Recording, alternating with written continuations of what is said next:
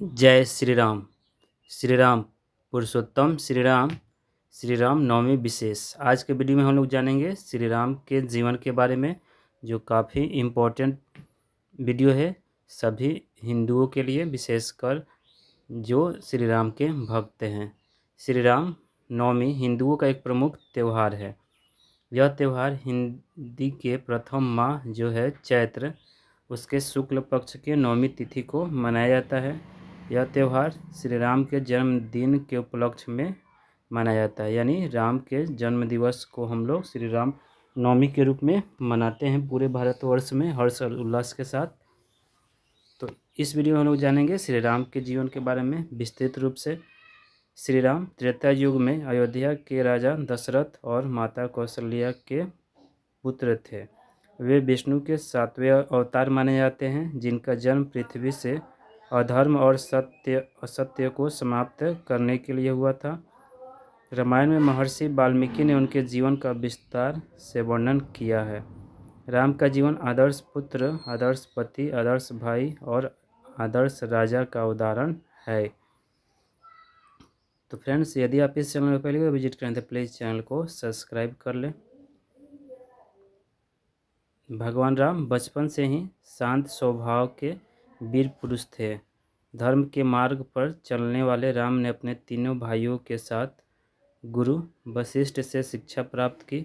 किशोरावस्था में गुरु विश्वामित्र उन्हें वन में राक्षसों द्वारा मचाए जा रहे उत्पात को समाप्त करने के लिए साथ ले गए। राम के साथ उनके छोटे भाई लक्ष्मण भी इस कार्य में उनके साथ थे। कालांतर में विश्वामित्र जी की तपोभूमि राक्षसों से आक्रांत हो गई। ताड़का नामक राक्षसी विश्वामित्र जी की तपोभूमि में निवास करने लगी थी और अपनी राक्षसी सेना के साथ बक्सर के लोगों को कष्ट दिया करती थी। समय आने पर विश्वामित्र जी के निर्देशन पर श्री राम के द्वारा वहीं पर उसका वध हुआ। राम ने उस समय ताड़का नामक राक्षसी को मारा और मारीच को पलायन करने के लिए मजबूर किया। गुरु विश्वामित्र उन्हें नेपाल यानी मिथिला ले गए। वहाँ विदेह राजा जनक ने अपनी पुत्री सीता के विवाह के लिए एक स्वयंवर समारोह आयोजित किया था, जहाँ भगवान शिव का एक धनुष था, जिसकी प्रत्यंशता चढ़ाने वाले सूरवीर से सीता जी का विवाह किया जाना था। बहुत सारे राजा महाराजा उस समारोह में स्वयंवर में पधारे थे। जब बहुत से राजा प्रयत्न करने के बाद भी धनुष पर प्रत्यंचा चढ़ाना तो दूर उसे उठा तक नहीं सके, तब विश्वामित्र जी की आज्ञा पाकर श्री राम ने धनुष उठाकर प्रत्यंचा चढ़ाने का प्रयत्न किया। उनकी प्रत्यंचा चढ़ाने में प्रयत्न में वह महान धनुष घोर ध्वनि करते हुए टूट गया। इस प्रकार जो भगवान शिव के परम भक्त थे परशुराम, जो विष्णु के अवतार माने जाते हैं, उन्होंने इस कार्य के लिए बहुत मतभेद हुआ दोनों के बीच, जिसके बाद उनके और सभी के आशीर्वाद के फलस्वरूप भगवान श्री राम ने सीता के साथ उनका विवाह हुआ और परशुराम सहित समस्त लोगों ने उन्हें आशीर्वाद दिया। अयोध्या में राम सीता 12 वर्ष तक सुखपूर्वक रहे। श्री राम के पिता दशरथ ने उनकी सौतेली माता कैकेयी को उनकी किन्हीं 2 इच्छाओं को पूरा करने का वचन यानी वर दिया था। कैकेयी ने दासी मंथरा के बहकावे में आकर इन वरों के रूप में राजा दशरथ से अपने पुत्र भरत के लिए अयोध्या का राज सिंहासन और राम के लिए 14 वर्ष का वनवास मांगा। पिता के वचन की रक्षा के लिए राम ने खुशी से 14 वर्ष का वनवास स्वीकार किया। पत्नी सीता ने आदर्श पत्नी का उदाहरण देते हुए पति के साथ वन यानी वनवास जाना उचित समझा।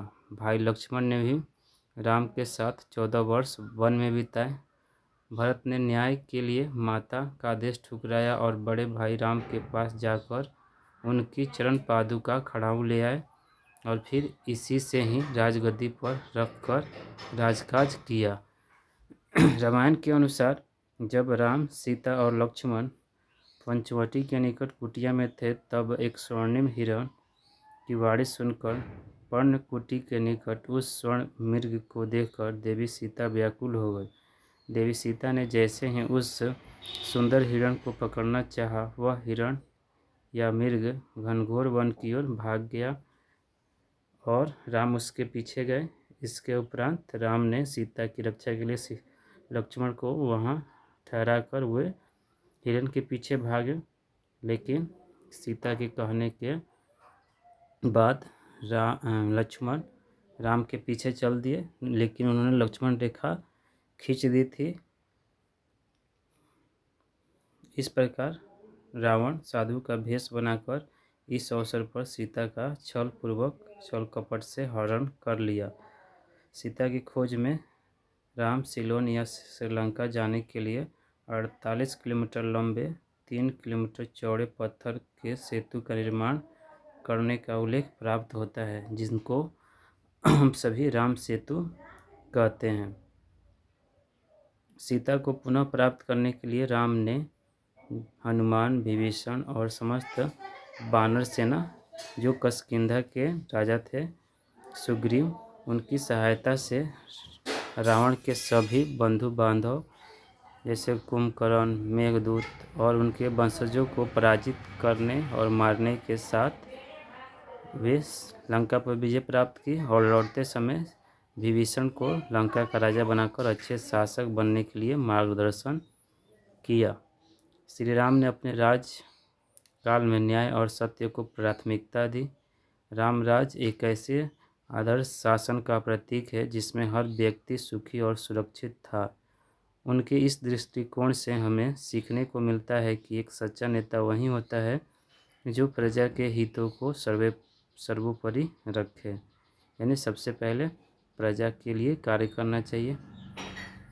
भगवान श्री राम केवल हिंदू धर्म के एक पूजनीय देवता ही नहीं, बल्कि एक ऐसे आदर्श व्यक्तित्व हैं जिनका जीवन संपूर्ण मानवता के लिए प्रेरणा स्रोत है। उनके जीवन से हमें सत्य, धर्म, कर्तव्य, त्याग, धर्म, धैर्य और मर्यादा का पाठ सीखने को मिलता है।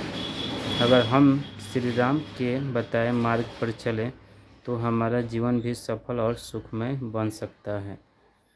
तो आज श्री राम नवमी के अवसर पर हमें भगवान श्री राम द्वारा बताए गए मार्ग पर चलना चाहिए। यही हम सभी का कर्तव्य होना चाहिए। तो आप सभी को मेरे तरफ से रामनवमी की हार्दिक शुभकामनाएं और बधाई। भगवान राम का आशीर्वाद आप सभी पर बना रहे और आप अपने कार्य में सफल हो, यही हमारी शुभकामना है। तो thank you for listening and watching this video.